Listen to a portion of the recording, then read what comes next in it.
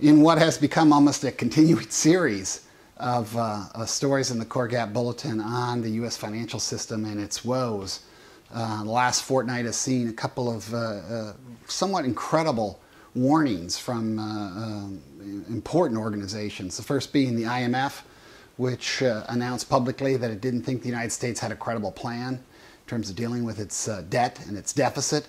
And then Standards & Poor, the long-term, very famous ratings agency, been doing this for about 70 years, rating U.S. Treasury bills for the first time in its history, basically downgrades the outlook from stable to negative, indicating that there's a 1 in 3 chance of an actual downgrade from the U.S. AAA rating that it's had forever to something less, like what Japan owns right now.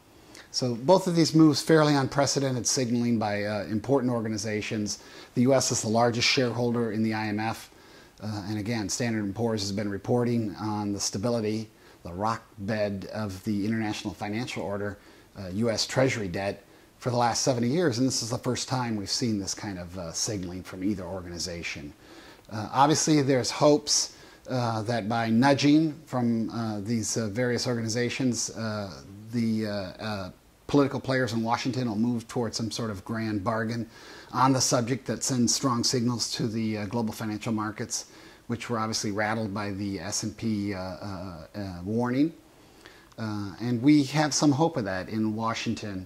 The so-called Gang of Six U.S. senators that have been putting together sort of a grand bargain plan in these past few weeks, they're going to unveil this plan after the congressional recess ends in the next few days. Excuse me. And that plan will join the 3 others currently on the table, the one from the Presidential Blue Ribbon Commission that President Obama commissioned, the one from Representative Paul Ryan from Wisconsin, rather drastic in its approach, and then the more lenient approach from the White House. The underlying mood of the American public, though, doesn't support a compromise. According to polls, the national mood is as bad as it's been in 2 years. And most polls indicate that the majority of Americans are unwilling to tackle the question of entitlements, and only 1 in 8 is actually in favor of raising the debt ceiling. So for sides that are looking for partisan advantage, there's certainly plenty of underlying dynamics that would warrant such activity, especially as the presidential election season begins to shape up somewhat over time. But clearly, with the IMF and Standard & Poor's issuing these warnings, you get this sense that the whole world is watching the U.S. political system right now.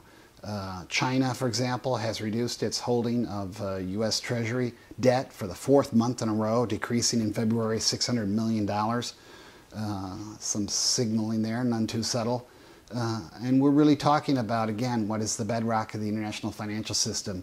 To call into question the stability of U.S. debt really does call into question the whole basis upon which globalization and the flow of money has really expanded over these past several decades.